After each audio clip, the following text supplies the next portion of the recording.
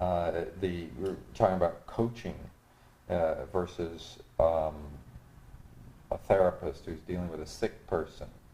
And I think that we have to be coaches. In relationship. It's in relationship, that we coach each other, we coach ourselves, we try to bring positive energy into the relationship.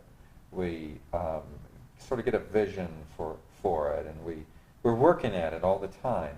Because if you don't have a coach and a team, they don't have much chance of winning.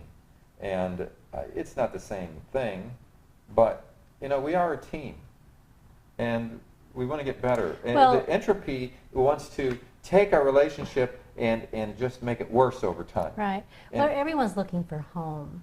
Everyone's looking for a place where they can come home and feel safe. In a way, you could call it the physical home. You come to you pull up in your driveway and you come in the house, and you have your easy chair, you have your TV, you have your family around you, and your dinner together, and we're looking for home, and we're looking for someplace to be safe. And I think that to just allow your life to unfold and not jump ahead, not project. If you can just walk through your life, just let it unfold moment by moment, minute by minute, and handle things as they come up. This is the most logical thing to do. On a physical level, you can handle whatever needs to be done. On an emotional level, just to stay cool. And I wanted to talk about this. This is what I've been trying to think of while we were talking. We had a problem, and we've talked about this electronic book Kindle that you lost a few days ago on the plane. And then when we got home and realized it was gone, we were both like, oh my gosh. And I don't want to beat this to death because we've already talked about this Kindle enough, I think. But I just want to bring up what happened, the atmosphere around what happened to us. And we have both been reading and studying, looking into enlightenment and awareness. We've read, we've done a lot. Gone to meetings and satsangs and teachers and everything. And yet we're living together in a very, just a relationship. I won't say ordinary relationship, but we're living together in somewhat of an ordinary relationship. When that Kindle was lost and we realized it was lost, there was a little bit of pointing going on, a little bit of, because it was an expensive item, and we don't, we're not wealthy, we can just throw things like that away. So we were both like, oh my gosh, it was an impact.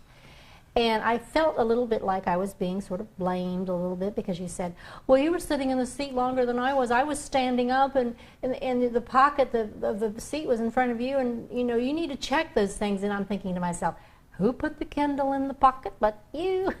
Well, anyway, that's beside the point. Anyway, there were feelings of, shall we say, discomfort. But I think the most interesting thing of that was that I refused to follow any of my thoughts very far. As you would say something to me and point the finger at me, it's almost like I had a pair of scissors and I just snipped it off. I wouldn't let it dig into me. Now, I didn't ignore it, though, because, I was devastated, and I told you I was. I felt really bad about it.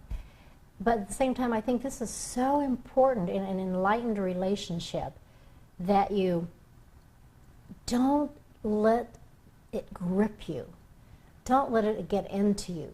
Don't like you said, don't let it destroy the baby in the relationship.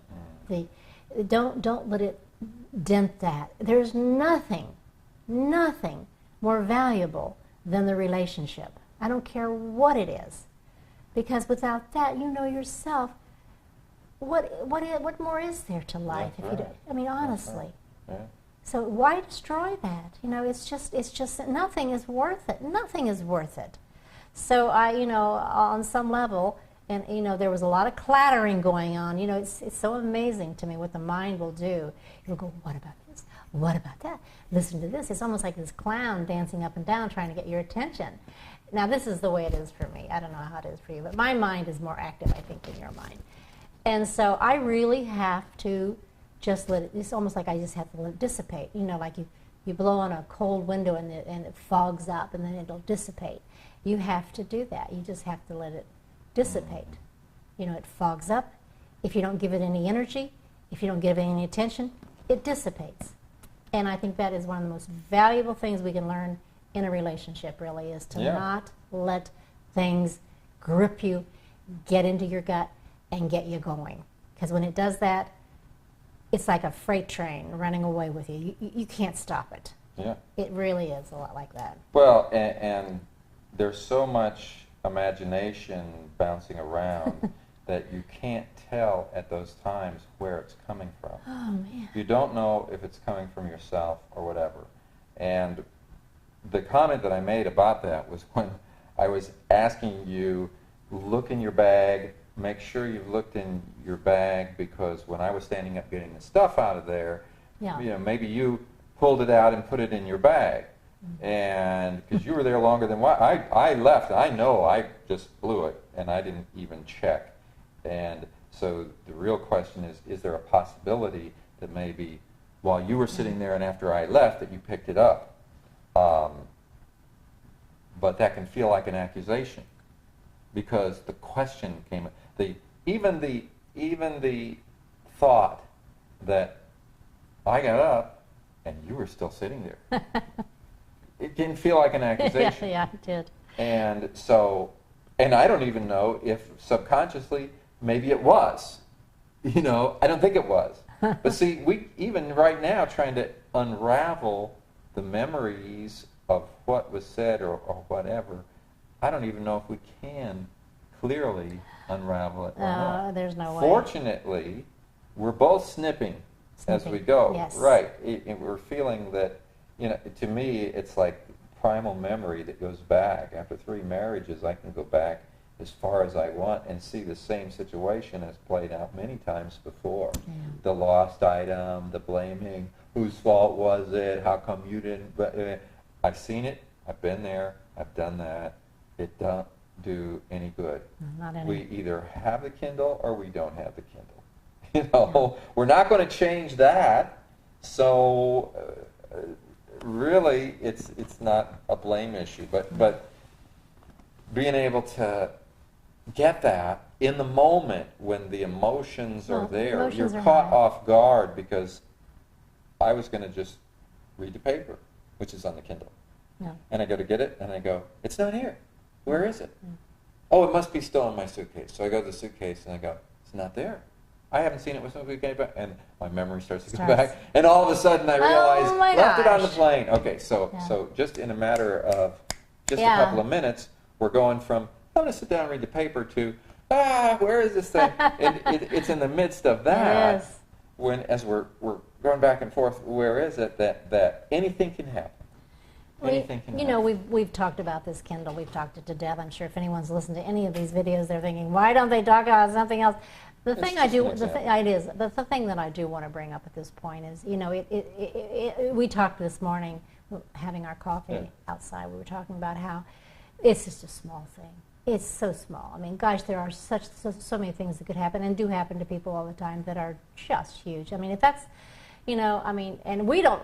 Our lives are such that none of us ever know. In fact, last night I was talking to a girlfriend. She's actually concerned about earthquakes, and we're not in earthquake territory here at all, but she was talking about earthquakes. Now she was taking out earthquake insurance. You know, there's so many things that could befall us that Kindle was certainly teeny in Oh, yeah. perspective. Yeah. But still, I think we're trying to give an example here of how you're going along in life, you know, and everything seems pretty, you know, most of the time we're going along in life and things are pretty mundane. You know, we're driving to work, we're doing the dishes, we're dressing the kids, we're, you know, watching TV, whatever. We're just doing stuff. Pretty much mindless stuff. And, but then every now and then life throws us a curve. It can be a small curve like this Kindle, which was kind of big, not real small. Yeah. But, you know, it throws us a curve like that, or my God, it can be something like our child getting really sick, or someone in our family dying, or, you know, just devastating. So it's all, you're going to get something. But learning how to handle these things and whatever comes your way to try to bring as much consciousness, as much awareness and space, give space around it. Right.